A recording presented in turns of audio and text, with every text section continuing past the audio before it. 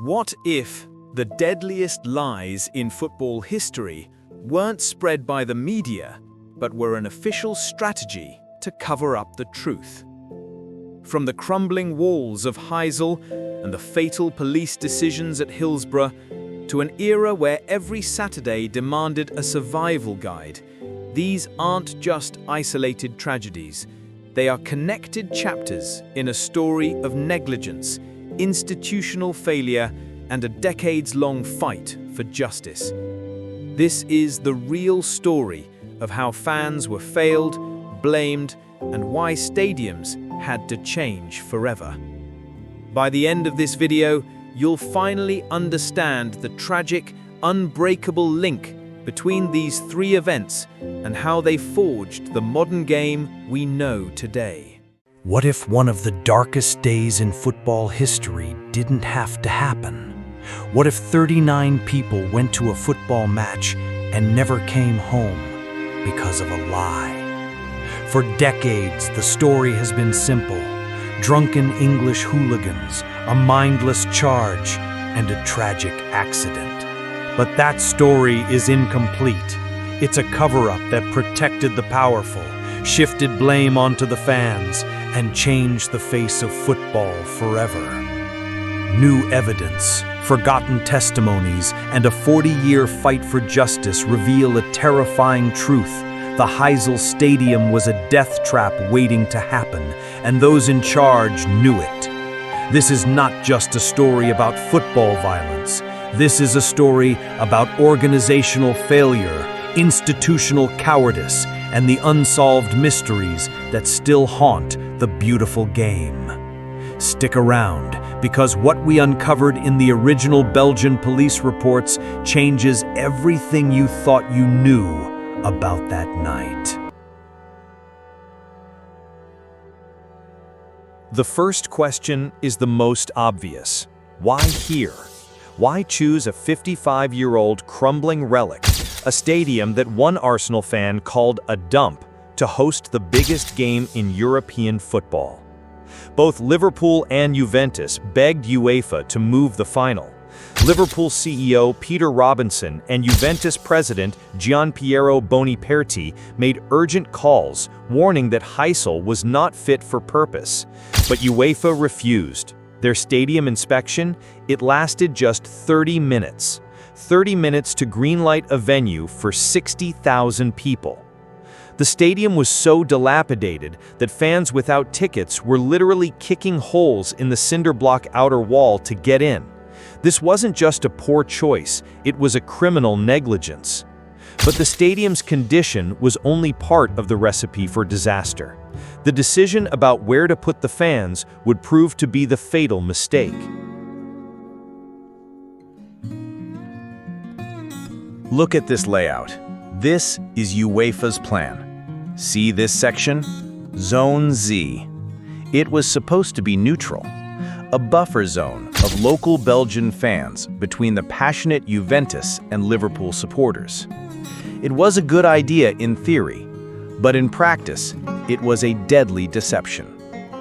Tickets for Zone Z were sold locally in Belgium, but because of a huge Italian community in Brussels and corrupt ticket touting, thousands of these neutral tickets ended up in the hands of Juventus ultras.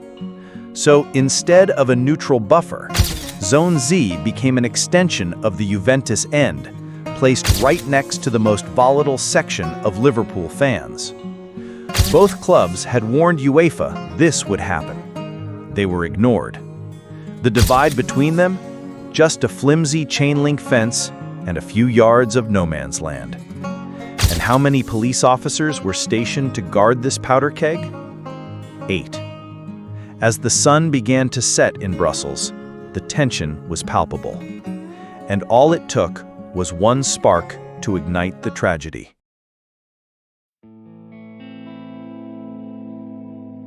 At approximately 7 p.m., an hour before kickoff, the first object was thrown: a bottle, then a can.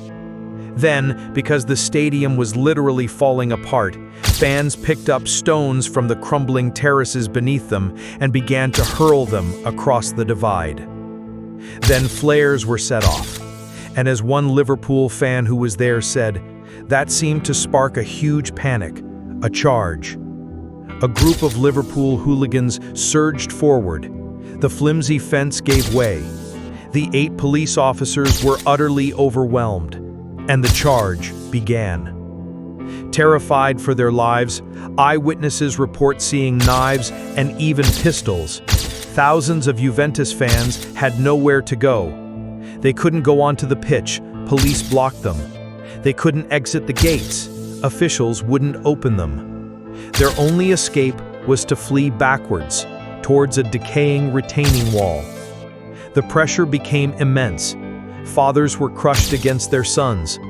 Then the sound that still haunts survivors, a low, sickening thud, like explosives at a distant quarry, as the wall gave way.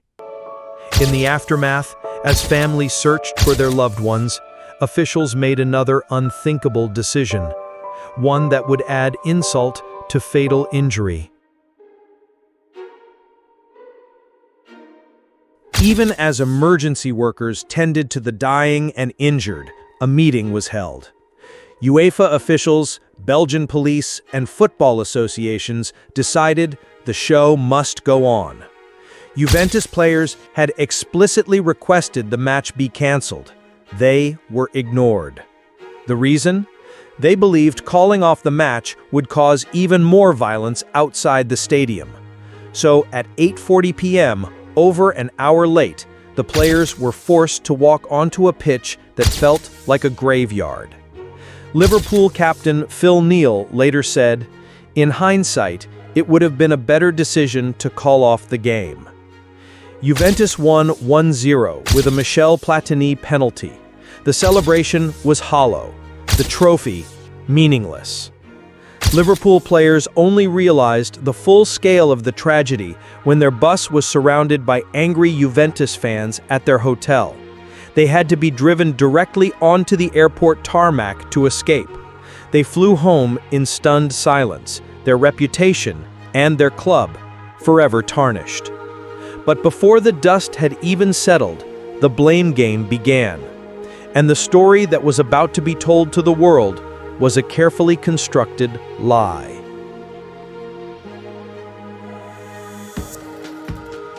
Before any proper investigation, the narrative was set. This was solely the fault of English hooligans. The Sunday Times had already called football a slum sport watched by slum people. Heysel was their proof. 14 Liverpool fans were convicted of manslaughter and served time. And they were guilty. They triggered the disaster. But what about the others?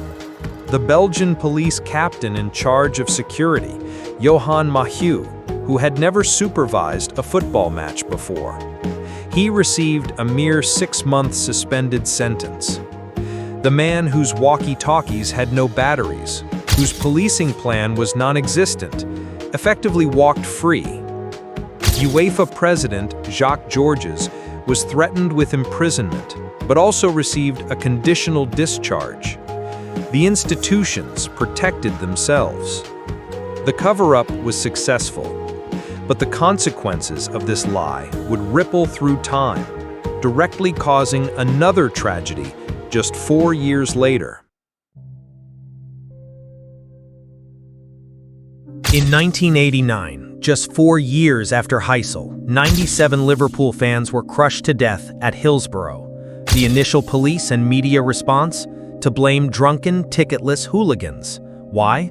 Because of a psychological phenomenon called the availability heuristic. After Heysel, the entire mindset of British authorities was geared towards containing violence, not protecting safety. At Hillsborough, police saw a crowd surge and assumed it was another hooligan charge. They treated fans as criminals, not victims. They funneled people into a deadly crush and then refused to open gates, fearing a pitch invasion. The same culture of blame that was perfected after Heysel was immediately deployed after Hillsborough. The Sun newspaper's infamous "The Truth" headline had its roots in the Heysel cover-up. The lie told in Brussels made it easier to tell a lie in Sheffield.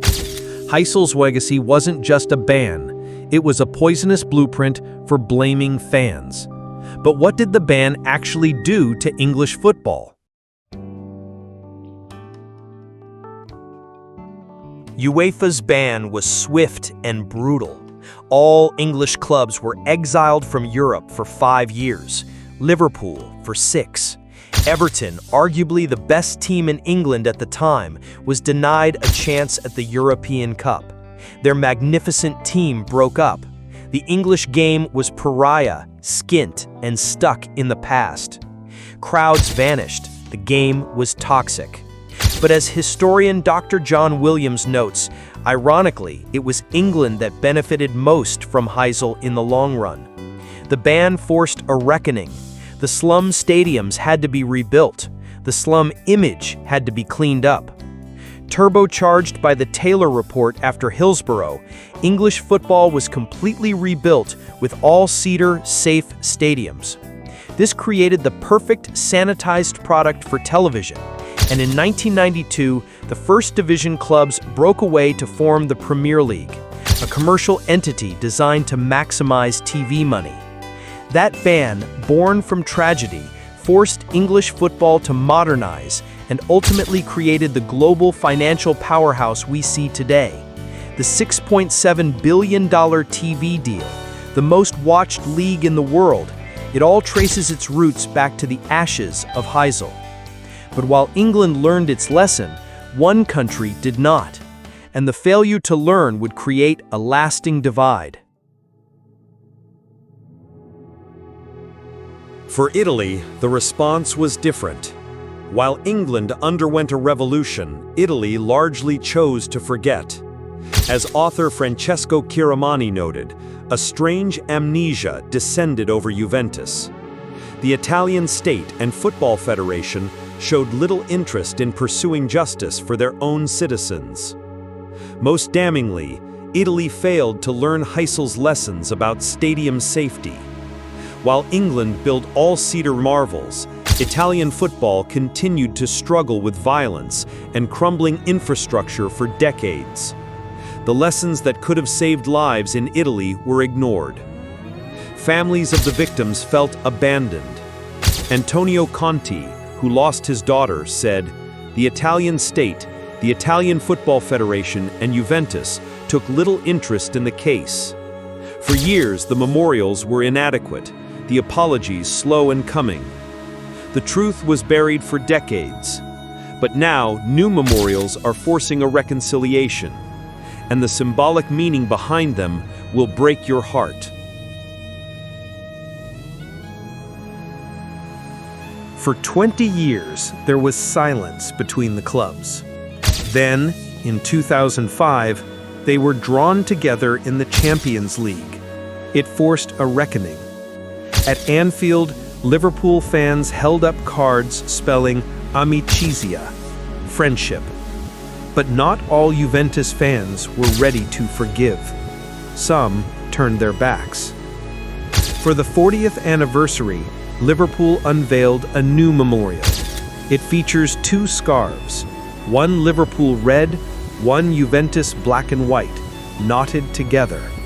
It symbolizes the unity and solidarity between the 2 clubs, a bond formed through shared grief and mutual respect. It's a powerful symbol, but for some families, it's not enough. The legal battles for full accountability continued for decades. It was only recently that courts finally recognized that UEFA itself shared blame for the disaster. So what are the unsolved mysteries? The questions that remain after 40 years? The answers point to a conspiracy far deeper than anyone has ever admitted. After 40 years, Heysel is still filled with unanswered questions. Why did UEFA insist on Heysel despite the warnings? Was it just arrogance, or were there financial incentives with Belgian football authorities? How could the police walkie-talkies have been issued without batteries? Was it incompetence or deliberate sabotage? Why were the exit gates locked when fans tried to escape? Who gave that order? What happened to the full 30-minute inspection report? Why has it never been made public? The greatest mystery of all is why Heysel remains relatively overlooked.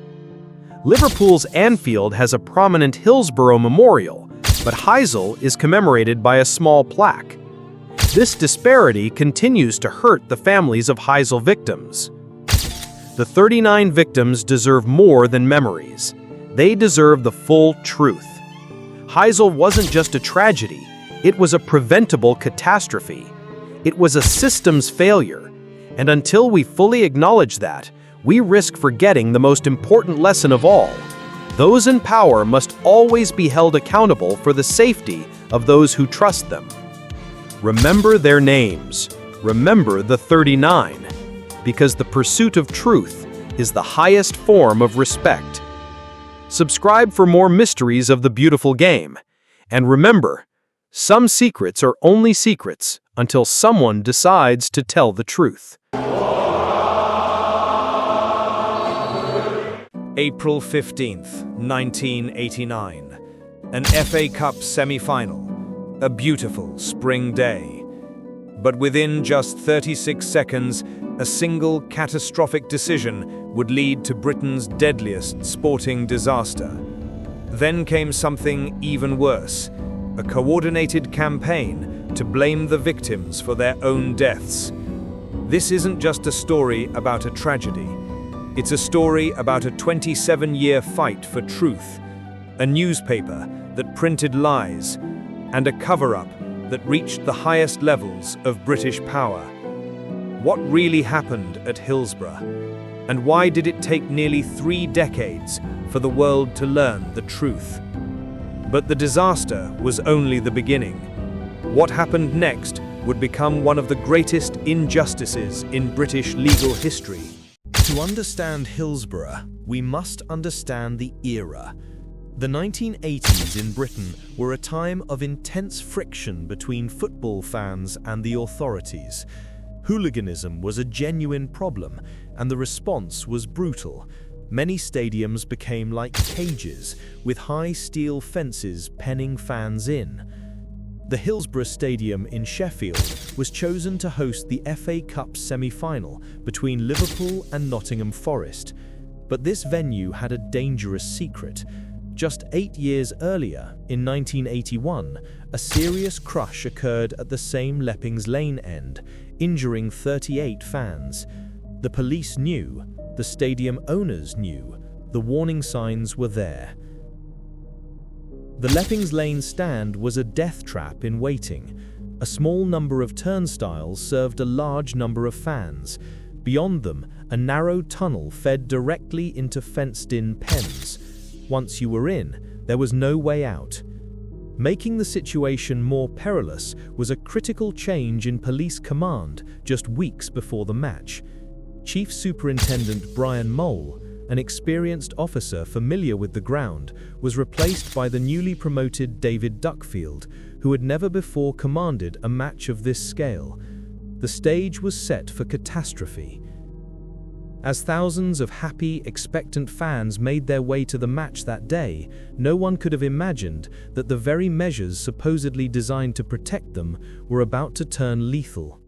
By 2:30 p.m., a serious bottleneck developed outside the Leppings Lane turnstiles. Thousands of Liverpool fans were funneled into a tight space. The situation was becoming dangerous. Inside, the 2 central pens were already packed, but the perimeter gates were shut, meaning fans couldn't be redirected to the emptier side pens. In the police control box, faced with a potential crisis outside the ground, Chief Superintendent Duckenfield made a fateful choice. At 2:52 p.m., he gave the order, "Open exit gate C." What happened next was inevitable. Around 2,000 fans streamed through the opened gate. The natural flow of the crowd, down the slight decline of the tunnel, led them directly into the already overcrowded central pens.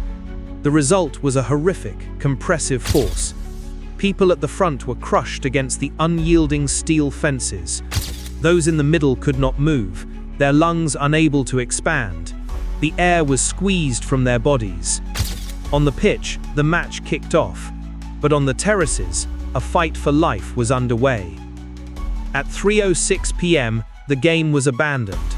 The scale of the horror was becoming clear. Fans themselves became the first responders, using advertising hoardings as makeshift stretchers. The police, trained for crowd control, were slow to recognize this was not a riot, but a rescue operation. The disaster was swift. The final death toll would reach 97 men, women, and children. But as the survivors tried to process the trauma and the families mourned their dead, a new horror was about to begin. One orchestrated not by chaos, but by calculation.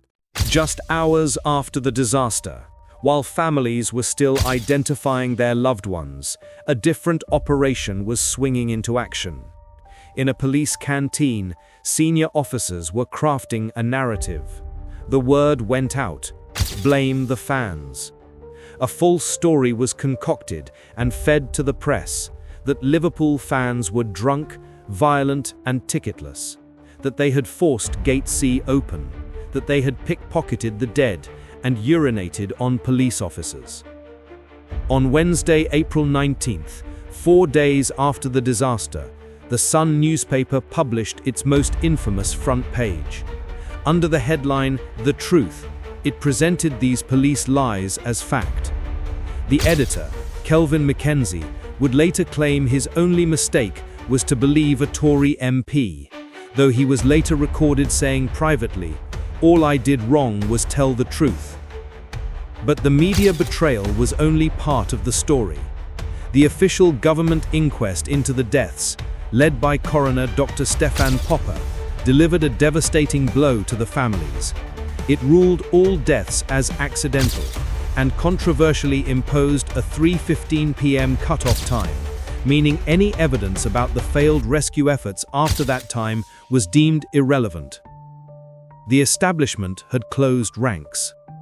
With the police, the press, and the legal system aligned against them, the family's fight for justice seemed impossible.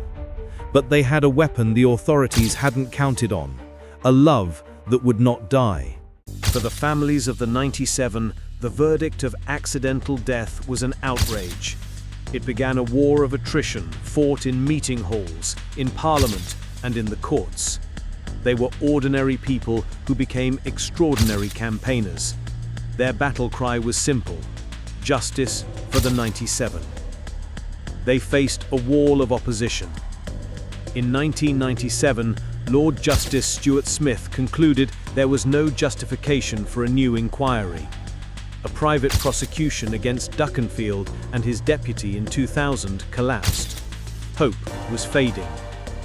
The breakthrough came from a demand for transparency. The families fought for the formation of an independent panel to review all official documents. In 2009, the Hillsborough Independent Panel was formed. For 3 years, it sifted through over 450,000 previously hidden documents. What they found was explosive. The panel uncovered the extent of the police cover-up.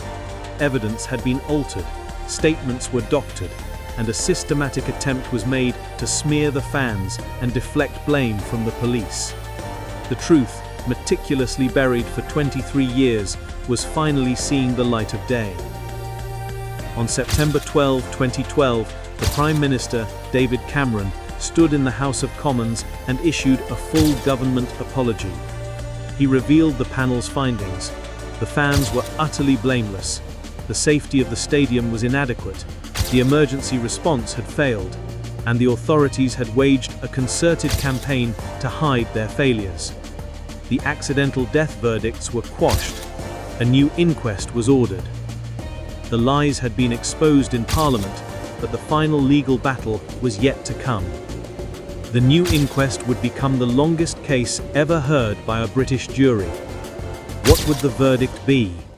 The second inquests began in 2014 and lasted 2 years. For the first time, the full story was laid bare. The jury heard about the flawed police planning, the catastrophic decision to open the gate, and the failure of leadership on and after the day. On April 26, 2016, after 2 years of evidence and 2 days of deliberation, the jury returned its verdict. The 96 victims, the 97th victim, Andrew Devine, would be officially recognized in 2021, were unlawfully killed. The verdict was a monumental victory. It meant that the deaths were not an accident, but a direct result of the grossly negligent failures by the police and ambulance services. After 27 years, the law had finally caught up with the truth. Justice had finally been served in the courts, but what is the legacy of Hillsborough? And in an age of misinformation, what lessons does this story hold for all of us today? The legacy of Hillsborough is complex. It's a story of profound failure and a wound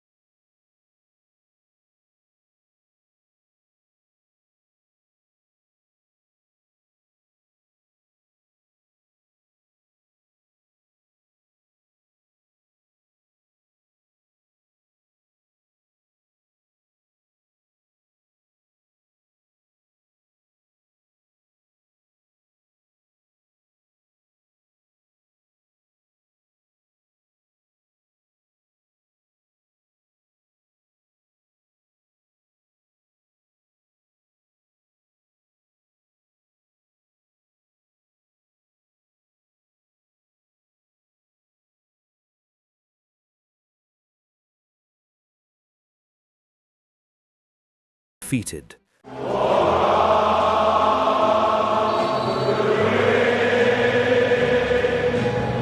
1970s. For football fans, it was a different world. A world where following your team wasn't about comfort and safety, it was a test of nerve. Away days were missions into hostile territory where the objective was simple: survive. The terraces were battlegrounds, the streets were ambush points, and the most feared grounds were given a chilling metric: a percentage chance of getting out unscathed. This is the story they don't tell in the history books. This is the countdown of the 10 most dangerous stadiums in 70s Britain. Understand the rules, because by the end, you'll know which fortresses were considered a 25% chance of survival and which were even deadlier. Welcome to a time when football was raw, tribal, and fraught with peril. Before all-seater stadia and comprehensive security, the culture of the firm reigned supreme. These were organized groups of hardcore hooligans who saw the football ground as their fortress. In this video, we will walk in the footsteps of the away fans who dared to enter these lions' dens. We will delve into the specific dangers of each location, from the long, ambush-prone walks to the infiltrated away sections inside the grounds themselves. Our countdown is based on one chilling criterion from the era itself: the estimated chance of an away fan surviving a visit without being attacked. Let's begin our journey into the heart of the chaos. We start our countdown at number 10, Wolverhampton Wanderers Molineux. A 25% chance of surviving unscathed. While the big firms from West Ham and Manchester United had relatively easy times there, for others it was a nightmare. The key to Molineux's danger was the South Bank. By 1972, all the Wolves' firms were firmly entrenched there, and it became an impenetrable stronghold. It's said that no firm ever took the Wolves section of the South Bank. This huge end was unfenced until 1978, a vast open territory where home fans held absolute sway. The peril wasn't confined to the stands. Smaller firms who came a cropper, like Leeds on Boxing Day 1977, found themselves surrounded. On that day, the thin blue line of police eventually gave way, forcing the away fans to leave the ground for their own safety. But the ordeal wasn't over. The journey back to the trains and coaches led through the notorious subways, where the pre-subway army firms would be lying in wait. At Molineux, the match was only one part of the battle. At number 9, we travel to the northeast, to Sunderland's Roker Park, another ground with a 25% survival rate. The northeast was never an easy trip, and in the 70s it was even worse. The home end, the full well, was a fortress. Only Spurs and West Ham ever tried to take it in the 70s, and all failed. But the danger was omnipresent. Away fans would be attacked to and from the ground, and also in the away section at the Roker end. For those who never visited, the stories were enough. The place had a fearsome reputation even before the Seaburn casuals emerged in the 80s. It was a holistic assault. From the moment you arrived until the moment you fled, you were a target in a hostile city, making Roker Park a truly harrowing away day. Number 8. Tottenham Hotspur's White Hart Lane. 25% chance. For the London firms of West Ham, Chelsea and Millwall, it was less daunting. But for the rest of the country, it could be a very troublesome place to visit. The primary danger wasn't necessarily inside the ground, but on the approach. That long walk down the Seven Sisters Road was a gauntlet of fear. Away fans would be ambushed at every junction by hundreds of fans. These weren't random skirmishes, they were coordinated attacks. The memory of that walk, the sudden appearance of mobs from side streets, and the relentless pressure would live long in the memory. It was a psychological and physical battering before you'd even seen the pitch. At number 7, we cross the border to Cardiff's Ninian Park, a tough place to visit with a 20% chance of survival. Often in the lower divisions, Cardiff didn't always have high-profile matches to test them, but when they did, there was carnage. Leeds in 1972 and especially Manchester United in 1974 spring to mind. Attacks on away fans inside the ground were common, a regular and sustained feature of a visit. But the worst carnage was reserved for the long walk back to the station. It was there that the full fury would be unleashed. It's said that Chelsea did take the home end, but that wasn't until 1984, a full decade after the period we're discussing. In the 70s, Ninian Park was a cauldron of violence where many a big firm came undone. Number 6. Leeds United's Elland Road. A 20% chance and a truly horrible place to visit in the 70s. The danger was multi-layered. Inside the ground, the away section would be routinely infiltrated by Leeds firms. But even if you survived that, the worst was yet to come. After the match, you would be subjected to an escorted journey back to the trains and coaches. But this escort was less of a protection and more of a guided tour past your executioners. Thousands of the Leeds service crew would be waiting for you along the route. It's believed that no one has ever taken the Leeds home end. It was a well-oiled machine for intimidating and attacking away supporters. Number 5. Birmingham City's St Andrews. 20% chance. While the average attendance wasn't near the biggest teams, that didn't tell the whole story. There would always be a few thousand Zulus waiting for you. Their tactics were versatile. They could be at New Street Station, at the ground itself, or on the long walk to and from the coaches and trains. Inside the ground, the situation was just as volatile. There was no segregation until the late 70s, so attacks in the home ends were regular and sustained. You were behind enemy lines from the moment you entered the stadium. The Zulus were a pervasive and ever-present threat, turning a trip to Birmingham into a relentless battle for safety. Number 4. Manchester City's Main Road. 15% chance. Located in one of Manchester's roughest areas, Moss Side, Main Road was a big surprise to most fans. They were usually unaware of what waited for them after the match. The match itself wasn't the main event, it was the ambush that followed. Fans would be jumped by local Moss Side gangs in the narrow streets and alleyways that offered little protection or escape. Even the local police were of little help. Many away fans came a cropper here.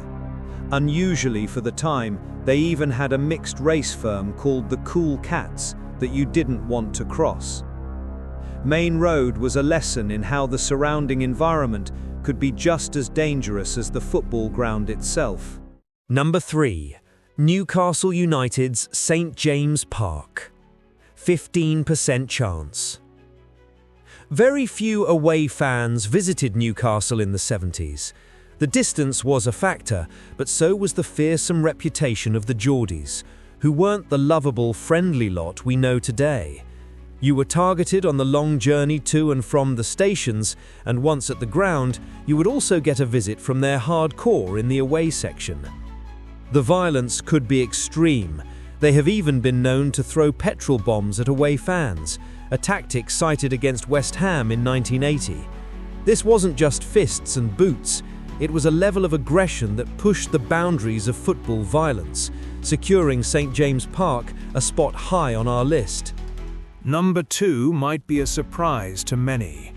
Middlesbrough's Ayresome Park. A 15% chance of survival. This bleak northern city was a major pitfall for away fans. The firm, known as the Front Line, had a specific tactic. They would wait for you at some point along the long walk from the train station, usually in a park, and ambush you there. But their strategy didn't end outdoors. They would often invade the away section of the ground itself, especially near the end of the match when the gates were mysteriously opened by supposedly unsuspecting gatemen. However, there is a legend of one firm that got a result. West Ham are the only firm known to have legged the Front Line after they themselves were ambushed in that very park in 1975. It was a rare victory in a place designed for home triumphs. And number 1, Chelsea's Stamford Bridge. 15% chance. Now this is a funny one, because legend has it that the Shed, Chelsea's home end, was often taken in the 70s by West Ham, Arsenal, and even Millwall.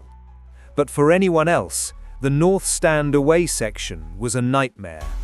Attacks from Chelsea's North Stand mob were common, almost expected. If you survived that, you now had to survive the escorted route back to the coaches and trains. But Chelsea's headhunters had a particularly nasty trick. They would wait until you were on the tube, feeling safe, and then attack you at an unexpected venue. Just ask Everton fans, who were ambushed at the Bank in 1978. It was a nightmare of layered threats, both at the ground and deep in the city's transport system, making it a uniquely dangerous and psychologically taxing experience, and our #1 most dangerous stadium of the 1970s. These grounds and the culture that surrounded them are now part of football's dark, enduring folklore.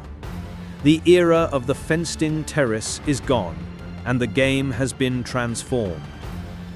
This video serves as a document of a unique, harsh, and often misunderstood chapter in British social history.